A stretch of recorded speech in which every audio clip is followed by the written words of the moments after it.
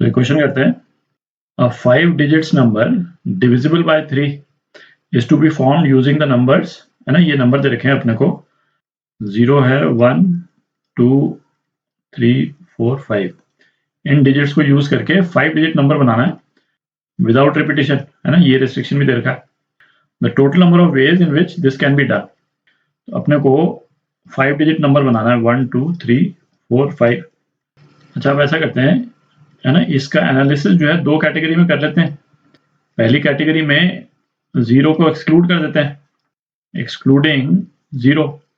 और ये अपन क्यों कर रहे हैं, क्योंकि 0 को जब इंक्लूड कर लेंगे तो ये अपने को इंश्योर करना पड़ेगा कि 0 जो है वो, है ना, फर्स्ट वाले प्लेस में ना आए, क्योंकि फिर वो 4 डिजिट नंबर बन जाता है। ठीक है, तो 0 को एक्सक्लूड कर देते हैं तो ये थोड़ा सिंपल हो जाता है ना, एनालिसिस सिंपल हो जाएगा।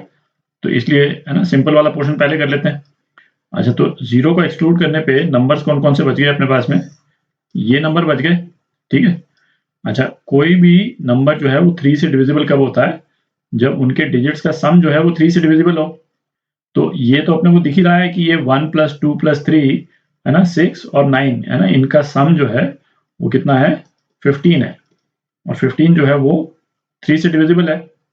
तो 1 2 3 4 5 को तो हम किसी भी कॉम्बिनेशन में रखेंगे तो वो 3 से डिविजिबल हो जाएगा। ठीक है, ये तो दिख ही रहा है। तो 0 को एक्सक्लूड करके इन 5 डिजिट को यूज करके विदाउट रिपीटिशन, है ना, हम कोई भी नंबर बनाएंगे तो वो 3 से डिविजिबल हो जाएगा।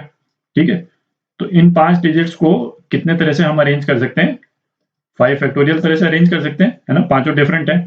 ठीक है, तो 5 फैक्टोरियल नंबर तो वो आ गए जो 3 से डिवाइड हो जाएंगे। ठीक है, अब हम इंक्लूडिंग 0 वाला केस देखते हैं, इंक्लूडिंग 0। ठीक है, तो 0 को हमने इंक्लूड कर लिया और अब इसमें से कोई एक डिजिट हमको हटाना पड़ेगा।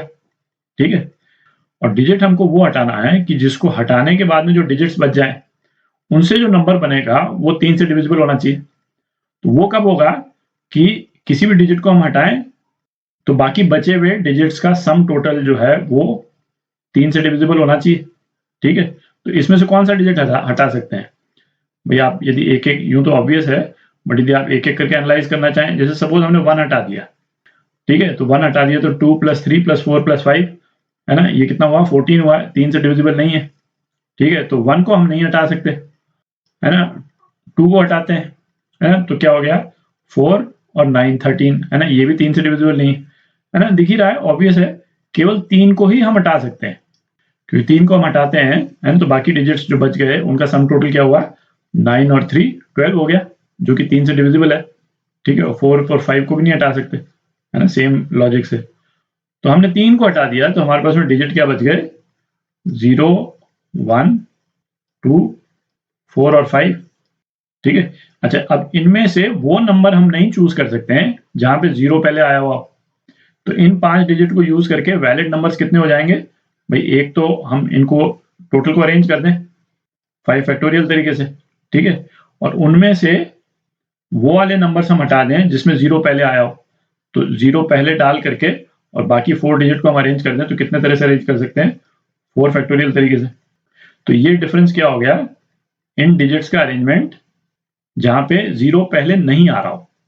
ठीक है, तो अब इन दोनों कैटेगरी को ऐड कर देते हैं, अपना आंसर आ जाएगा 5 फैक्टोरियल। ये कितना होता है, ये होता है 120, और 5 फैक्टोरियल माइनस 4 फैक्टोरियल, तो ये कितना हो गया, 120 माइनस 24 हो गया। ठीक है, और इन दोनों को ऐड कर दें तो क्या आ जाता है अपने पास में, 216। ठीक है, तो ये आपका आंसर हो गया ए पार्ट। तो ये वाला क्वेश्चन करते हैं, 8 चेयर्स आर नंबर्ड 1 to 8।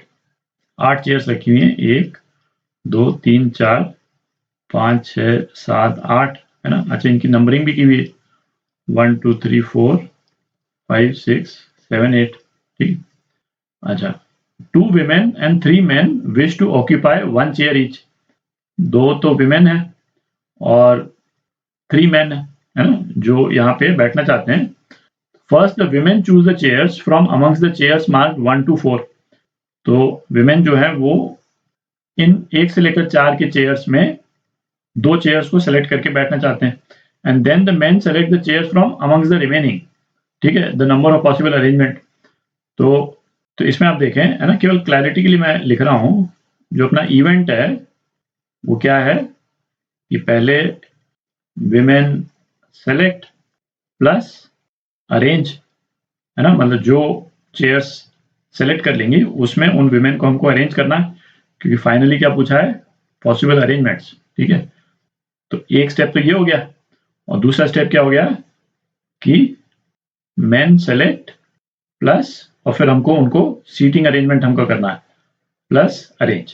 ठीक है, तो दो स्टेजेस हैं, और दोनों स्टेजेस में जो नंबर ऑफ पॉसिबल वेज होंगे हम मल्टीप्लाई करेंगे दोनों को। ठीक है, ये मैं मतलब क्लैरिटी के लिए इसलिए बोल रहा हूँ क्योंकि यहाँ पे एक ऑप्शन में प्लस भी दे रखा है, तो है ना, ये तो सीधा ही रूल आउट हो जाता है।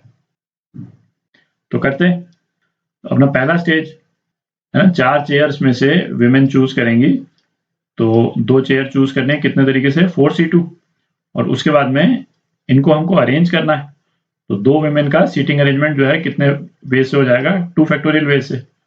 तो ये क्या हो गया, विमेन ने सेलेक्ट किया और 2 विमेन का बैठने का अरेंजमेंट जो है वो कितने तरीके से हो जाएगा, 2 फैक्टोरियल तरीके से हो जाएगा। ठीक है, अब नेक्स्ट स्टेज, है ना, इसीलिए मैं क्रॉस कर रहा हूँ।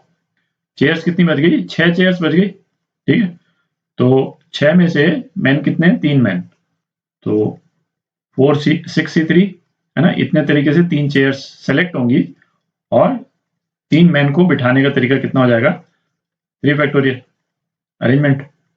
तो इसको हम क्या लिख सकते हैं, है ना, 4C2 इंटू 2 फैक्टोरियल, ये क्या हो गया, है ना, p के टर्म्स में लिखना चाहे परम्यूटेशन के टर्म्स में 4P2, और ये क्या हो गया 6P3।